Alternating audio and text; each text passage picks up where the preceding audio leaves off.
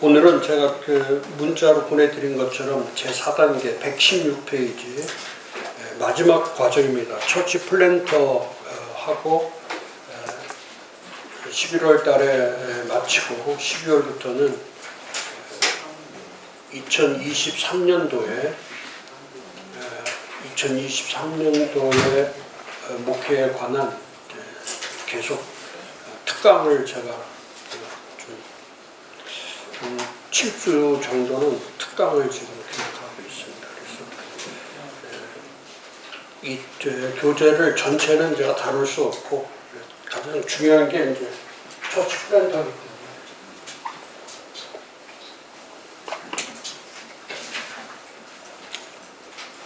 그래서 이 처치 플랜터에 대한 사역들을 마무리하면서 2022년 강의를 종료하려고 합니다. 자, 페이지 116페이지.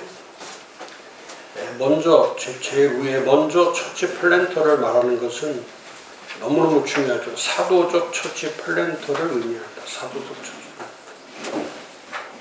그러니까 처치 플랜터란 교회 세우는 자죠. 교회 세우는 자 사역.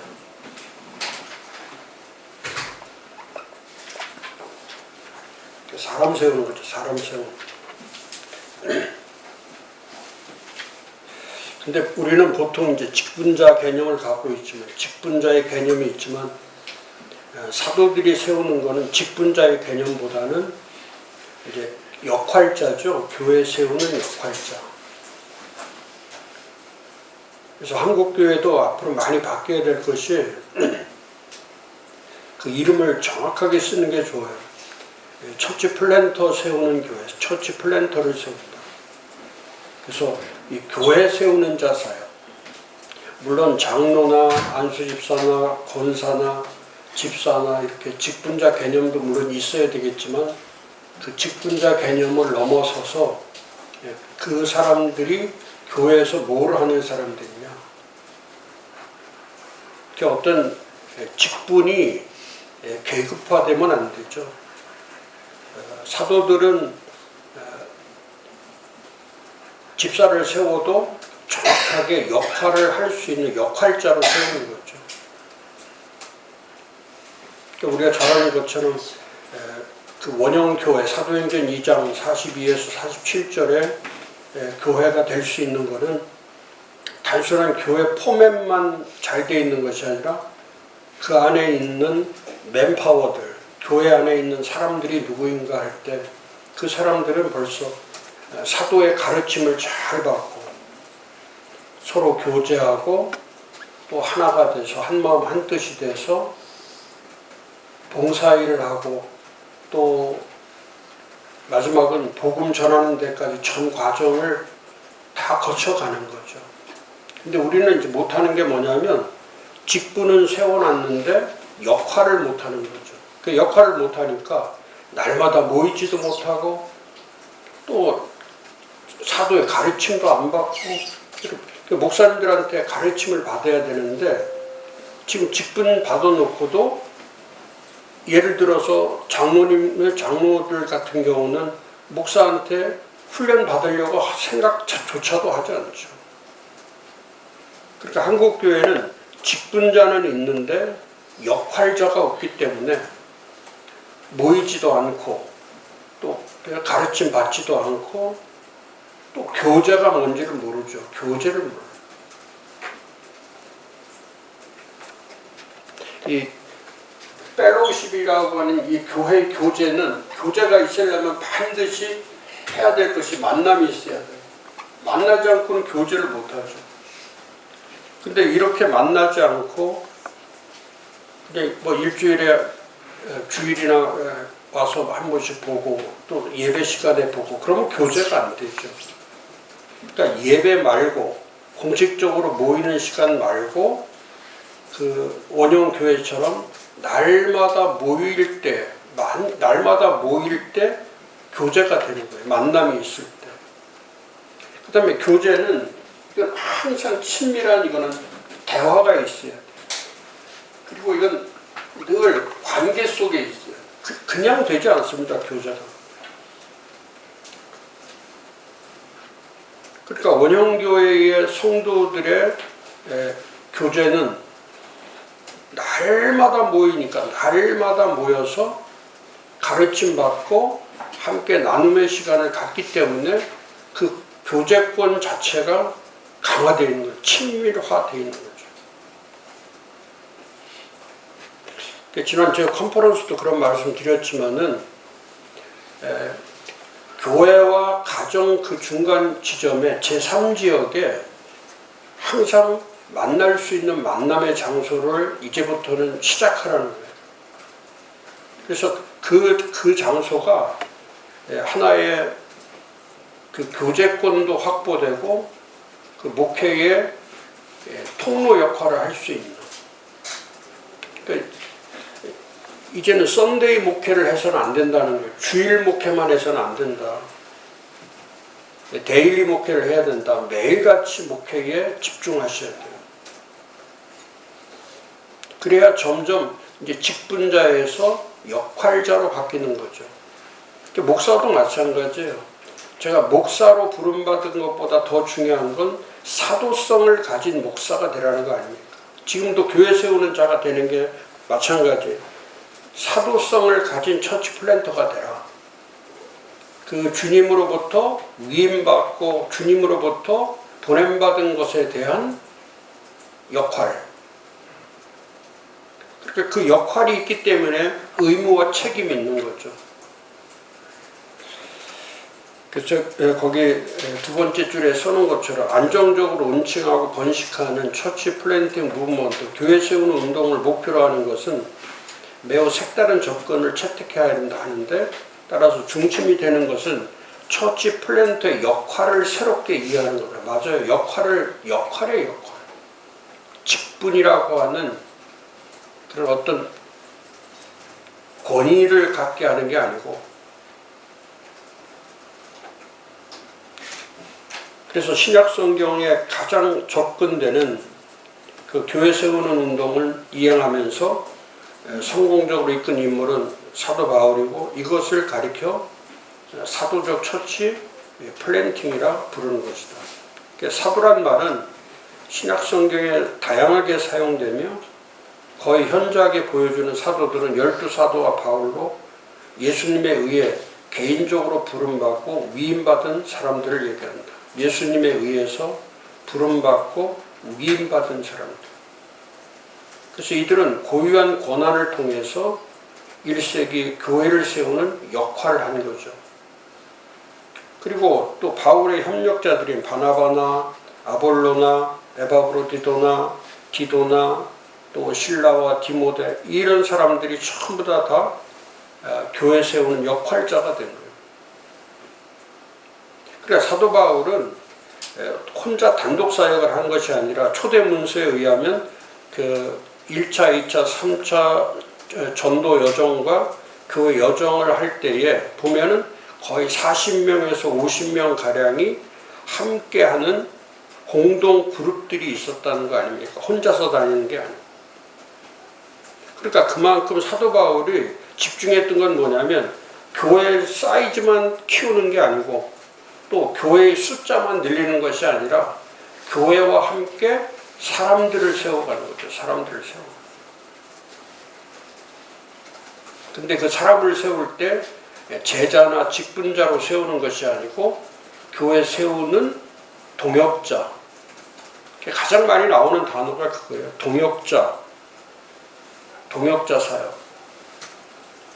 그러니까 그 동역자들이 교회 세우는 역할을 사도 바울과 함께 잘 감당해 주었기 때문에 1, 2, 3차로 그런 교회 여정이 가능했던 거죠. 근데 지금 우리는 80년대, 90년대부터 이 패러다임 설정을 잘못했던 게 뭐냐면, 제가 정말 아쉬웠던 게 그거예요. 한국교회가 막 잘 부흥해 나갈 때, 뭐 70, 80년도 때는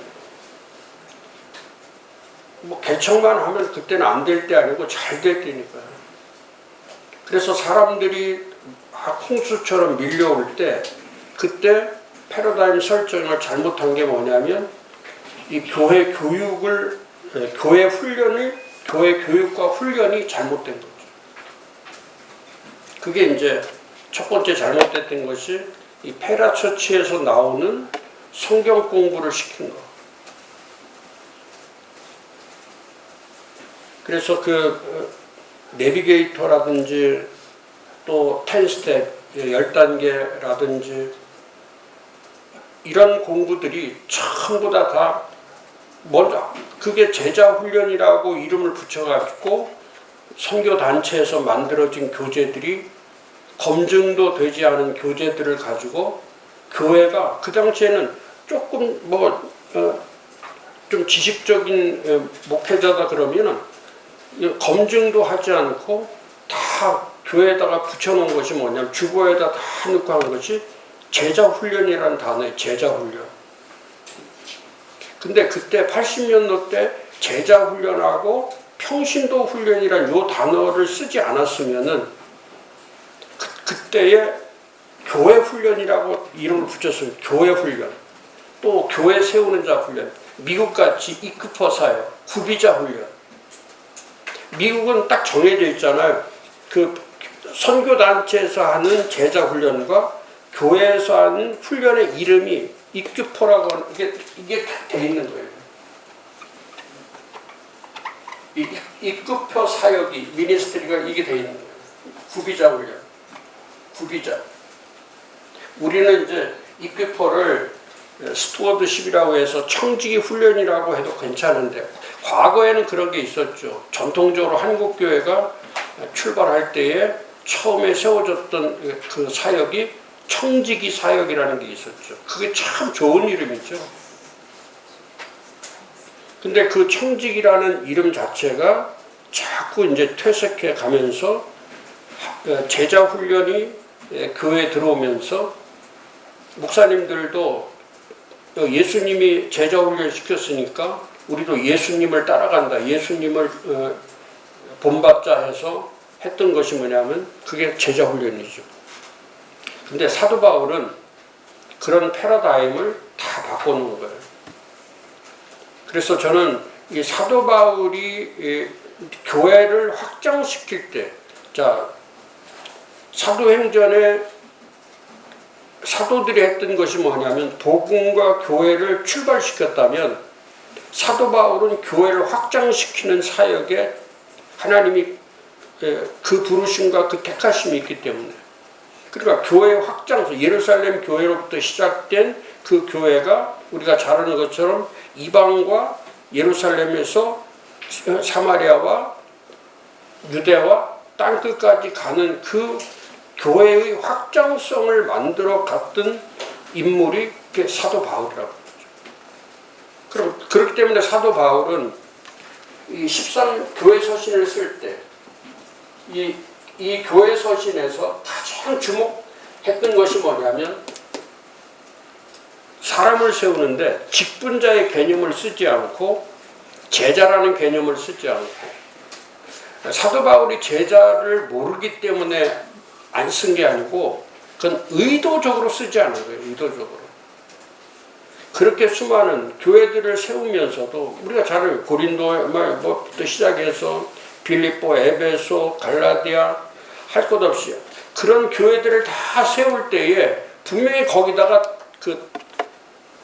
우리면 두말할 것도 없이 아마 다 빌립보는 고린도 제자, 빌립보는 빌립보 제자, 갈라디아는 갈라디아 제자 이렇게 제자들을 다 세웠을 건데 우리 같으면 근데 사도 바울은 철저한 이 교회주의자니까 그러니까 이 교회에 필요한 일꾼 많이 쓴 게 일꾼 이게 동역자다 이거는 역할자다 정확한 거예요 개념 자체를 그래서 일꾼이라는 단어가 많이 나오고 그 다음에 동역자라는 말이 나오고 그 다음에 그 일을 감당하는 사도성을 가진 사람들을 수없이 세우는 거죠.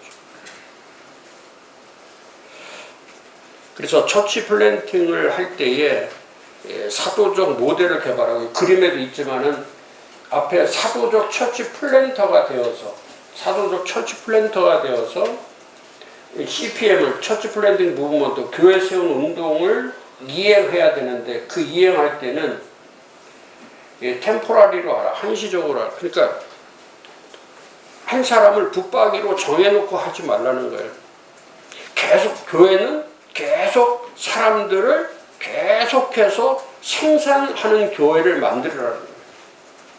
이렇게 관리형 교회로 만들지 말고 경영형 교회로 만들지.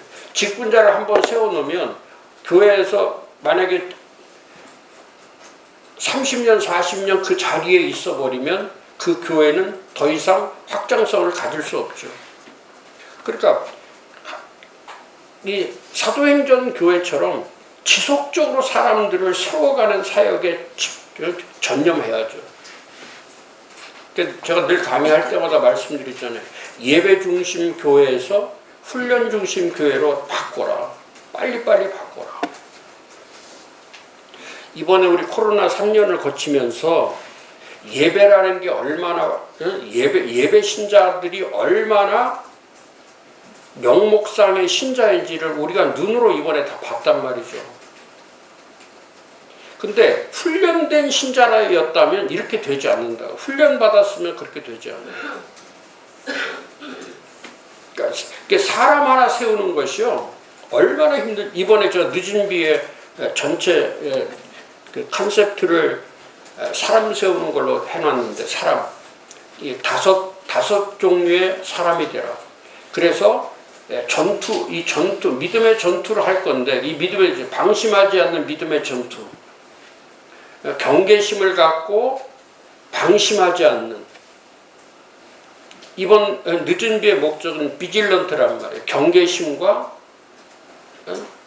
전혀 방심하지 않는 긴장된 그렇게 해서 마무리를 하지 않으면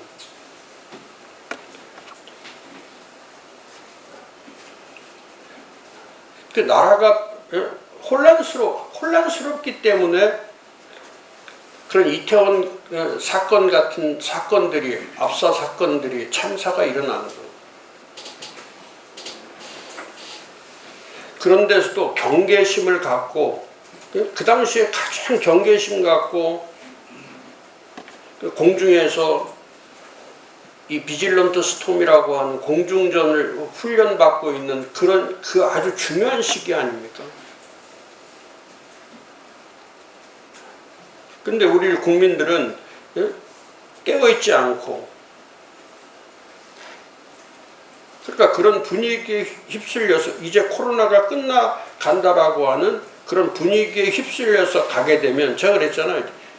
바이러스보다 무서운 것이 후유증이라고. 저런 후유증이 하나가 딱 터지면요. 걷잡을 수 없이 가는 거예요. 제가 그랬잖아요. 이 후유증의 기간이 코로나 때 기간만큼 간다. 그러니까 코로나 기간이 3년이었다면 후유증의 기간도 3년은 그냥 가는 거다. 이거. 그러면 3년 동안 서바이벌 할 수 있는